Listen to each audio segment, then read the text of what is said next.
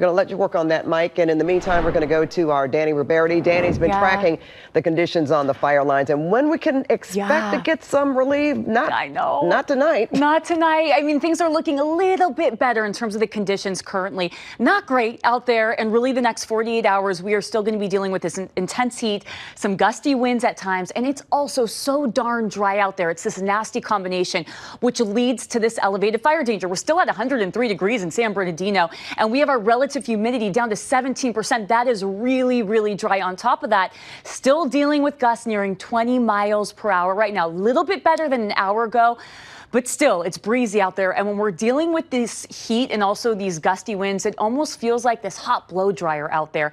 And that's what helps to fuel and fan out these flames. So we can see our temperatures 104, 103 in San Bernardino. I mean, we've been in the triple digits all afternoon, 101 in Lancaster, 94 in Pasadena, and we've got the low 80s in Los Angeles. Everybody here in Southern California, in some way, some capacity, we are dealing with this intense heat. And this is dangerous heat. We are not out of the woods quite yet, folks. So we want to make sure that you are prepared for the next couple days because, look, San Bernardino is under this excessive heat warning. That means we're dealing with temperatures upper 90s, close to 110 degrees.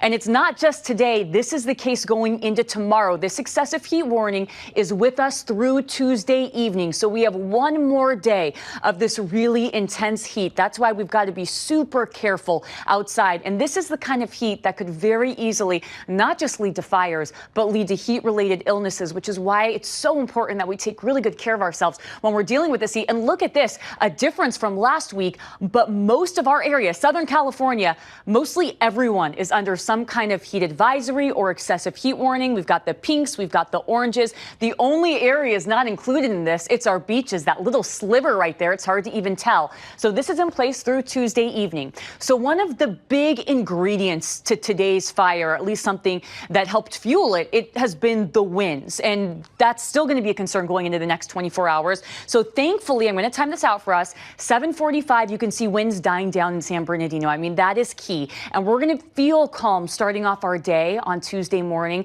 But take a look at what happens once we get to Tuesday afternoon. Yes, those winds, they pick back up. We've got gusts between 25 to 35 miles per hour. It redevelops Tuesday afternoon, and then it'll die down later in the evening on Tuesday. So again, this could be a concern going into tomorrow because we are still dealing with the heat. The good news is, though, once we get to Wednesday, this high pressure is zipping out of here. And that's what we need to change things up. This high pressure is going to weaken. It moves off. And this is going to help us cool down a bit by the time we get to Wednesday. Unfortunately, this guy's going to wiggle his way back once we get to the weekend, but it's not going to be as hot as this last week. Tomorrow, we are dealing with that dangerous heat, you guys. 105 in San Bernardino, close to 110 in Lancaster. Another day at 95 degrees in downtown Los Angeles. You can see over the next 7 days, finally relief Wednesday. Still warm, but this is when things budge. Mid-80s by Thursday. This is in LA and Orange County. For the valleys, a couple more days in the triple digits, you guys. And then we're down to the upper 90s Thursday, Friday. The heat is back this weekend, not as intense though. So that's the good news.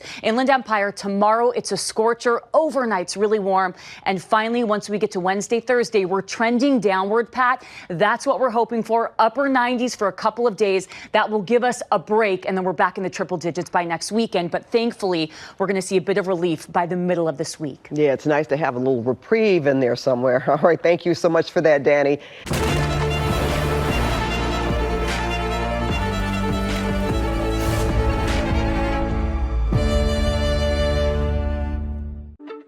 Now you can get your KCAL news, weather, and live stream all in one place on the CBS News app. Download it free today.